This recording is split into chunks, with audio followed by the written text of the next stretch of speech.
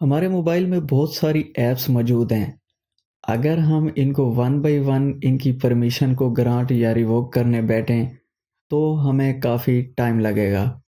तो इसके लिए हम ये चाहते हैं कि हमारे पास कोई परमिशन मैनेजर हो, जहाँ से हम इनको मैनेज कर सकें। उसके लिए मैं सेटिंग में जाता हूँ, यहाँ से मैं ऐप्स पे टैप करता हूँ और यहाँ पे है परमिशंस। यहाँ पे टैप करता हूँ, यहाँ पे कुछ परमिशंस हैं।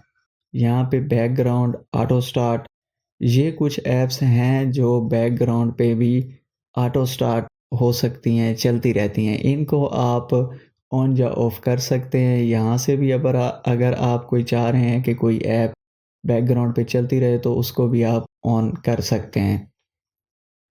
उसके बाद है परमिशंस, यहाँ पे मैं टैप करता हूँ, तो ये कुछ यहाँ पे ऐप्स दी हुई हैं।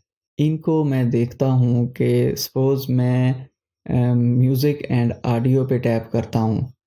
अब इसको मैंने क्या-क्या अलाउ किया हुआ है, camera, CamScanner, Chrome, file manager, gallery वगैरह, ये चीज़ें जो अलाउड में खड़ी हैं, ये ऐप्स इन ऐप्स की मैंने इसे परमिशन दी हुई है कि ये यूज़ कर सकती है।